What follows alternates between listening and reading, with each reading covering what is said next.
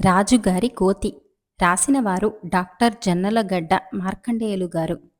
నక్కనివాని పాలెంలో నటేశం అనే కోతులాడించేవాడు ఉండేవాడు. భార్యతో కలిసి వాడు సిరిపురం జమీలోని గ్రామ గ్రామాన తిరుగుతూ కోతులనాడిస్తూ జీవనం గడిపేవాడు. వాడి దగ్గర ఒక మగకోతి, ఒక ఆడకోతి ఉండేవి. అవి వింత వింత విన్యాసాలతో, చిలిపి పనులతో ప్రజలను ఆకట్టుకుని, చివరలో ఒక చిప్ప పట్టుకుని డబ్బులిమ్మని అడగటం జనానికి సరదాగా ఉండేది. నటేశానికి ఆట చివర 4 డబ్బులు లభించటం వల్ల తిండికి లోటు లేకుండా గడిచిపోతున్నది. ఎప్పటికైనా తన కోతులాట ద్వారా జమీందారును మెప్పించి ఆయన చేత సన్మానం పొంది మాన్యం సంపాదించాలన్నది వాడి ఆశ. వానాకాలం సమీపించేసరికి నటేశం కోతులాట ముగించుకొని సామానంతా గాడిద మీద వేసుకుని కోతులను భుజాల మీదకి ఎక్కించుకొని వజిలీలు చేస్తూ నక్కని వాని పాలెం సమీపించాడు. వాడు ఊళ్ళోకి వచ్చేలోగా చీకటి పడి అప్పటికే వాన ప్రారంభమైంది.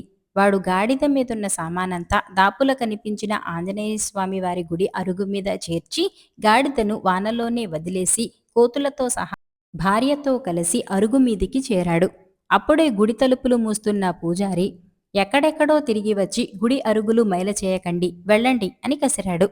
అంతలోనే ఆడకోతి పూజారి ఎదుటకు వచ్చి 2 కాళ్లపై నిలబడి చేతులు జోడించింది. పూజారి దాన్ని కాసేపు పరిశీలనగా చూసి నటేశంతో, ఒరేయ్, దీని వాలకం చూస్తుంటే ప్రసవ వేదన పడుతున్నట్టుంది. ఆంజనేయ స్వామి ప్రతిమను పూజిస్తూ దీని మూగ అభ్యర్థనను మన్నించకపోతే మనిషిగా నా జన్మకు అర్థం లేదు. మీరు ఇక్కడే ఉండండి, వెళ్ళకండి. దీనికిక్కడ పిల్ల పుట్టట స్వామివారి లీలగా భావిస్తాను అన్నాడు ఎంతో కనికరంతో. ఆయన ఊహించినట్టుగానే ఆడకోతి నిమిషాల్లో మగకోతి పిల్లను కన్నది. వాన తగ్గే నటేశం అరుగులు శుభ్రం చేస్తుంటే మగకోతి పూజారి ఎదురెకు వెళ్లి 2 కాళ్ల మీద నిలబడి నమస్కరించి పక్కకు తప్పుకున్నది. దానిని గమనించిన నటేశం భార్య పూజారితో, అయ్యవారు, ఈ మగకోతి తనకు పుట్టిన కొడుకు భవిష్యత్తు తెలుసుకోవాలని దన్నం పెడుతున్నది అన్నది నవ్వుతూ. పూజారి ఏ కళనున్నాడో ఏమో మరి, దీన్ని కోతి చేష్ట అని కొట్టిపారేయకూడదు. కోతులు ఆంజనేయ స్వామికి ప్రతిరూపాలు. నేను ఇంతవరకు మనిషి జాతకాలు వేశాను తప్ప జంతువులకు వెయ్యలేదు. అయినా ఆంజనేయ స్వామికి నమస్కరించి దీని జనన సమయాన్ని బట్టి లెక్క కడతానుండు అంటూ వేళ్లతో లెక్క కట్టి, ఇప్పుడు పుట్టిన కోతిపిల్ల జనన సమయాన్ని బట్టి చూస్తే మామూలు కోతిపిల్లలాగా ప్రవర్తించదు. ఇది ఎవరినైనా యాచించిందంటే వారు మహారాజు అంశ కలిగిన వారుగా ఉంటారు. దీని కారణంగా మీ జీవితాలు ఉన్నత స్థితికి రాగలవని నాకనిపిస్తున్నది అన్నాడు. నటేశం బుల్లికోతిని చేతిలోకి తీసుకుంటూ చెప్పినట్టు ఇది 4 విద్యలు నేర్చుకుని జమీందారు గారిని ఆకర్షిస్తే నాకు కోతి మాన్యం దొరికి ఇదే ఊళ్ళో స్థిరపడాలని ఉన్నది. మీ దీవెన, హనుమంతుల వారి దయ ఫలించాలని కోరుకుంటున్నాను అని పూజారి వద్ద సెలవు తీసుకుని వెళ్ళిపోయాడు. రోజులు గడిచే కొలది ఆటలు నేర్చుకుని 1 ఏడాది తిరిగేసరికి బుల్లికోతి జనాన్ని ఆకర్షించటం మొదలుపెట్టింది. అయితే అదేం చిత్రమో కాని అది తల్లి కోతి, తండ్రి కోతిలాగా చిప్పపుచ్చుకొని ఎవరినీ చిల్లర డబ్బులు అడిగేది కాదు, ఇచ్చినా పుచ్చుకునేది కాదు. ఆట అయిపోగానే కాలుమీద కాలు వేసుకుని పడుకోవటం నటేశం దానికి నేర్పాడు. నటేశం నవ్వుతూ, బాబూ, దీని జాతకం చాలా గొప్పది. మహారాజు అంశకలవారిని తప్ప యాచించదు అనేవాడు. ఆట చూడడానికి వచ్చిన జనం ఉత్సాహం కొద్దీ దానికి డబ్బు ఇచ్చినా పుచ్చుకునేది కాదు. దాంతో ప్రజలు బుల్లికోతిని రాజుగారి కోతి అని పిలవసాగారు. ఆ సంగతి ఆ నోట ఈ నోట పడి సిరిపురం జమీందారు చెవిన పడింది. కోతుల్లాడించేవాడు తన కోతిని రాజుగారి కోతిగా ప్రచారం చేసుకోవటం ఆయనకు ఆగ్రహం తెప్పించింది. దివానును పిలిచి, ఆ కోతులాడించేవాణ్ణి శిక్షించు, లేకుంటే పూర్వజన్మలో అది నా తాత అని చెప్పినా చెబుతాడు అని ఆదేశించాడు. దివాను భటులను పిలిపించి రాజుగారి కోతి వెనక ఉన్న కథంతా తెలుసుకుని జమీందారుతో, ప్రభు, పొట్టకూటి కోసం మాటలు నమ్ముకునే వారిని మనం శిక్షించకూడదు. ఆ కోతి పిల్ల ఆంజనేయ స్వామి ఆలయం అరుగు మీద పుట్టింది. ప్రజలు దాన్ని అభిమానిస్తారు. దాని జోలికి వెళ్ళటం మంచిది కాదు. కావాలంటే అది మహారాజు అంశకల వారిని మాత్రమే యాచిస్తుందన్న విషయాన్ని మాత్రం పరీక్షించవచ్చు. దివాణంలో నటేశం కోతులాట ఏర్పాటు చేద్దాం. ఎవరికీ అనుమానం రాకుండా తమరు ప్రజల్లో మారువేషంలో కలిసిపోండి. అతి చిన్న మొత్తాన్ని కోతిపిల్లకివ్వండి. ఆ మొత్తాన్ని పుచ్చుకుంటే దానికి మహారాజు అంశగల వారిని గుర్తించే శక్తి ఉన్నట్టు. అలా జరగని పక్షంలో నటేశం దంపతులను ఇక మీదట అలా రాజశబ్దాన్ని కోతికి చేరిస్తే శిక్షింపగలరని గట్టిగా హెచ్చరిద్దాం అన్నాడు. జమీందారు అందుకు అంగీకరించాడు. జమీందారు సమక్షంలో తన కోతులాట ప్రదర్శించే అవకాశం లభించినందుకు నటేశం ఆనందంతో ఉబ్బితబ్బిబ్బయ్యాడు. ప్రదర్శన చక్కగా జరిగింది. కానీ కోతులాటను చూడ్డానికి జమీందారు రాకపోవటం తెలిసి నటేశం ఆశాభంగానికి లోనయ్యాడు. అయితే తామిచ్చినా పుచ్చుకోదా అనే దర్పంతో జమీందారు బంధువులు పెద్ద మొత్తాలను బుల్లికోతికిచ్చారు. అయితే కాలు మీద కాలు వేసుకుని పడుకుని పుచ్చుకోకుండా అలాగే చూస్తున్న దాని దర్జాకు ముచ్చటపడి ఇది నిజంగా రాజుగారి కోతే అంటూ అందరూ నవ్వుకోసాగారు. అప్పుడు జనం నుంచి గుబురుగెడ్డం మీసాలు గల సామాన్యుడి వేషంలో ఉన్న జమీందారు ముందుకు వచ్చి అతి చిన్న మొత్తాన్ని కోతిపిల్ల ముందుకు విసిరాడు. అంతే ఆ కోతి పిల్ల చెంగున లేచి ఆ చిల్లరను తీసి కళ్ళకద్దుకొని మారువేషంలో ఉన్న జమీందారు వద్దకు వెళ్లి రెండు కాళ్లపై నిలబడి చేతులెత్తి మొక్కసాగింది. ఆయన జమీందారని తెలియగానే ప్రజలు జేజేలు పలికారు. జమీందారు ఏనుగులు, గుర్రాలు మా మనసెరిగి ప్రవర్తిస్తాయన్నది మాకనుభవమే. అలాగే ఈ కోతికి రాజుగారిని గుర్తించే శక్తి ఉన్నదని అంగీకరిస్తున్నాను. ఇది నిజంగా రాజుగారి కోతే. మూగ జంతువులను ప్రేమిస్తూ వాటి శక్తులను మనం ఉపయోగించుకోవాలన్నదే ఈ కోతిపిల్ల మనకిచ్చే సందేశం. మూగ ప్రాణుల రక్షణకు నేనొక పరిరక్షణ ఉద్యానవనాన్ని ఏర్పాటు చేస్తాను. ఈ ఉద్యానవనంలో రాజుగారి కోతి మహారాజులాగా స్వేచ్ఛగా తిరుగుతుంది. దీనిని పెంచిన నటేశానికి మాన్యం ఇస్తున్నాను అన్నాడు. కోతులను పరిరక్షణ ఉద్యానవనానికి అప్పగించి నటేశం నక్కవాని పాలెంలో జమీందారు ఇచ్చిన మాన్యంతో సుఖంగా జీవించసాగాడు. పరిరక్షణ ఉద్యానవనంలో ఇతర జంతువులు, పక్షులు చేరటంతో రాజుగారి కోతి తన తల్లి కోతి, తండ్రి కోతితో స్వేచ్ఛగా హాయిగా జీవించసాగింది. రాగి యంత్రం రాసినవారు మాచిరాజు కామేశ్వరరావు గారు. వజ్రాల వ్యాపారి వీరభద్రం పట్నంలో పనిచూసుకుని పొద్దుపోయి తమ ఊరు తిరుగు ప్రయాణమయ్యాడు. అతడెక్కిన ఎద్దుబండి పట్నం పొలిమేర దాటుతూ ఉండగా పొడవాటి గెడ్డం ఉన్న మనిషొకడు బండిని ఆపి, అయ్యా, గంట నుంచి చూస్తున్నాను. ఏ బాడుగ బండి ఇటుకేసి రాలేదు. నేను పోలవరం వెళ్ళాలి. బండిలో కాస్త చోటిస్తారా అని అడిగాడు. అందుకు బండివాడు వీలు లేదంటుంటే వీరభద్రం కల్పించుకుని, మనం పోలవరం మీదుగానే కదా వెళ్లేది, ఆయన్ని బండి ఎక్కని అన్నాడు. ఆ మనిషి బండిలో వీరభద్రం పక్కనే కూర్చుని చాలా పెద్ద సహాయం చేశారు అని ఒక్క క్షణం ఆగి, నా గెడ్డం మాసిన దుస్తులు చూసి ఏమీ అనుకోకండి. నా పేరు రామేశం. నేను ఎన్నో ఇక్కట్ల కోర్చి హిమాలయాలకు వెళ్ళి అక్కడ నుంచి తిరిగి వస్తున్నాను అన్నాడు. హిమాలయాల నుంచా అన్నాడు వీరభద్రం అతడి మాటలు నమ్మలేక. అది గ్రహించిన రామేశం తన చొక్కా పైజేబులో నుంచి ఒక రాగి యంత్రం తీసి, చూడండి, ఇదేమిటి అని అడిగాడు.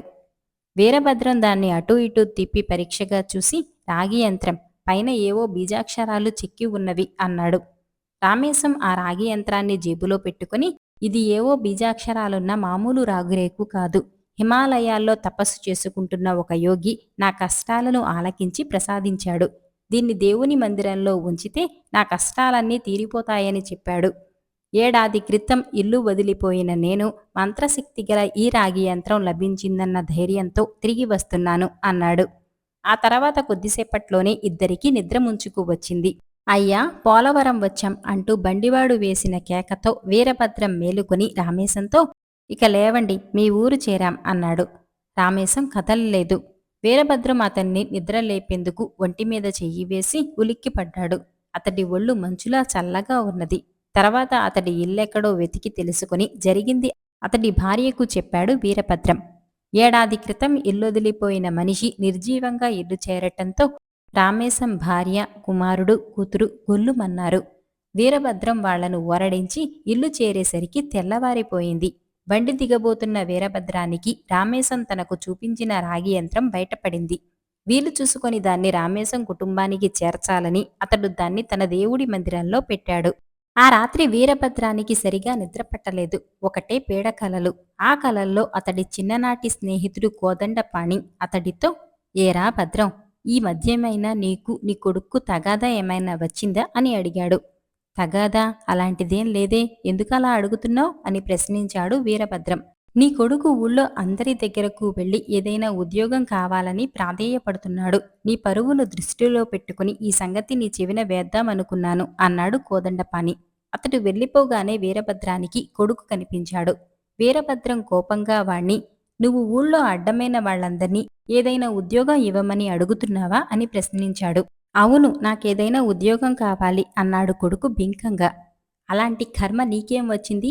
మన వ్యాపారం లక్షల్లో నడుస్తున్నది. ఉన్న ఒక్కడివి అది వదిలి ఏ దానయ్య దగ్గరో నౌకరీ చేస్తావా? అన్నాడు వీరభద్రం. దానయ్యో ధర్మయ్యో నాకు ఉద్యోగం కావాలి అంతే అంటూ కొడుకు విసురుగా వెళ్ళిపోయాడు. వీరభద్రానికి చప్పున మెలకువ వచ్చింది. ఎన్నడూ లేంది ఏంటి ఈ పిడకల అనుకుంటూ లేచి కూర్చొని చాలా బాధపడ్డాడు. ఆ మరుసటి రోజు రాత్రి వీరభద్రానికి మరొక పీడకల వచ్చింది. సంగతేమంటే ఆయన భార్య బాగా స్థూలకాయురాలు. తింటే ఆయాసం, తినకపోతే నీరసం అనే ధోరణి ఆమెది. వైద్యుడామెను పరీక్షించి రోజుకు ఒక పూటే భోజనం చేయమని, రాత్రివేళ ఇన్ని పాలు తాగి ఊరుకోమని చెప్పి ఏవో మందులిచ్చాడు. అయితే వీరభద్రానికి వచ్చిన పీడకలలో ఆమె వంటగదిలో దీపం ముందు కూర్చొని వెండి కంచం నిండుగా అన్నం కూరలు వడ్డించుకుని ఆవురావురమంటూ తినేస్తున్నది. వీరభద్రం కోపంగా ఆమెను, ఏమిటి దెయ్యపు తిండి, వైద్యుడేం చెప్పాడు అని అడిగాడు. వీరభద్రం భార్య ఏమాత్రం తొణక్కుండా, రోజుకొక పూట తిండి తిని ఎవరైనా బతకగలరా? ఆయన వైద్యుడు కాదు, యమదూత, మీరు వెళ్ళి నిద్రపోండి అనేసింది. వీరభద్రం ఆ మాటలతో నిద్ర మేలుకొని, ఏమిటి పీడకలలు, నిన్న రాత్రి కొడుకు, ఈ రాత్రి భార్య, నాకేమైనా మతిపోతున్నదా? కాస్త తీరుబడి చూసుకుని గురువుగారి ఆశ్రమానికి వెళ్ళి రావటం మేలు అనుకుంటూ తెల్లవార్లు మేలుకునే ఉన్నాడు. వీరభద్రానికి పీడకలల బాధ అంతటితో తీరలేదు. ఆ మర్నాటి రాత్రి కలలో కూతురు కోమలి ప్రత్యక్షమై ముఖంలో సిగ్గు, మాటల్లో మొండితనం కనబరుస్తూ, నాన్న, నేను ఎదురింటి అబ్బాయిని పెళ్లి చేసుకోదలిచాను, వేగిరం ముహూర్తం పెట్టించు అన్నది. అది విన్న వీరభద్రం నెత్తిన పిడుగుపడ్డట్టయిపోయి, ఎదురింటి అబ్బాయిని చేసుకుంటావా? నీకేమన్నా పిచ్చి పట్టట్లేదు కదా? ఆ అబ్బాయి ఏదో కుదరని వ్యాధితో ఎంతో కాలంగా బాధపడుతున్న సంగతి ఊరి అందరికీ తెలుసు అన్నాడు. ఆ సంగతి నాకు తెలుసు. నేను పెళ్ళంటూ చేసుకుంటే ఆ అబ్బాయినే చేసుకుంటాను. విన్నావా? అంటూ చప్పట్లు చరిచి వెళ్ళిపోయింది కోమలి. కల ముయ్యగానే వీరభద్రం వణుకుతూ లేచి కూర్చున్నాడు. తననేదో పీడకలల పిశాచి ఆవహించిందన్న నమ్మకం కలిగిందతడికి. ఇక జాగు చేసి లాభం లేదు. ఉదయాన్నే బయలుదేరి గురువుగారి ఆశ్రమానికి వెళ్ళి ఈ పీడకలల మర్మమేమిటో తెలుసుకోవాలి అనుకున్నాడు. సూర్యోదయంతోనే వీరభద్రం గురువుగారి ఆశ్రమానికి ప్రయాణం కట్టాడు. బయలుదేరిపోయే సమయంలో అతడికి దేవుడి మందిరంలో దాచిన రామేశం రాగి యంత్రం జ్ఞాపకం వచ్చింది. అతడి గ్రామమైన పోలవరం మీదుగానే వీరభద్రం గురువుగారి ఆశ్రమానికి వెళ్ళాలి. అతడు ఆ రాగి యంత్రాన్ని వెంట తీసుకుని బయలుదేరాడు. వీరభద్రం పోలవరం చేరి రామేశం ఇంటికి వెళ్ళాడు. రామేశం భార్య అతడికి మర్యాద చేసి తన భర్త ఇల్లు వదిలి ఎందుకు వెళ్ళాడో చెప్పింది. మా అబ్బాయికి 25 వచ్చినా ఎక్కడా ఉద్యోగ ప్రయత్నం చేయకుండా గాలికి తిరుగుతూ ఉంటాడు. ఇక మా అమ్మాయికి కట్నం ఇచ్చి పెళ్లి చేసే స్తోమత మాకు లేదు. ఎదురింటి అబ్బాయి కట్నం లేకుండా చేసుకుంటానని వస్తే అతడు అందంగా లేడని అభ్యంతరం చెబుతున్నది.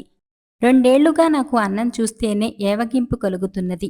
బాగా ఆకలి పుట్టి కంచం నిండు భోజనం చేయకపోతే నేనెంతో కాలం బతకనని ఆయన భయం.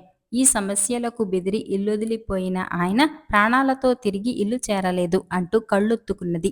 రామేశం భార్య మాటలు వింటూనే వీరభద్రం తన పీడకలల మూల కారణం ఏమిటో గ్రహించాడు. రామేశం గృహ సమస్యలు తీరటానికి యోగి ఇచ్చిన బీజాక్షరాలు గల రాగి యంత్రం తన మీద ప్రభావం చూపించింది. వీరభద్రం రామేశం భార్యతో, అమ్మా, మీరు బాధపడకండి. మీ ఆయన హిమాలయాల్లో తపస్సు చేసుకునే ఒక యోగి ప్రసాదించిన రాగి యంత్రం ఒకటి తెచ్చాడు అని బండి ప్రయాణంలో దానిని రామేశం పోగొట్టుకున్న సంగతి చెప్పి, అమ్మా, ఎంతో ప్రభావం కల ఆ యంత్రం ఇదిగో, దీన్ని మీ దేవుడి మందిరంలో ఉంచండి, మీ సమస్యలన్నీ తీరిపోతాయి అంటూ దాన్ని ఆమెకిచ్చి ఆనందంగా తన గురువుగారి ఆశ్రమానికి బయలుదేరాడు.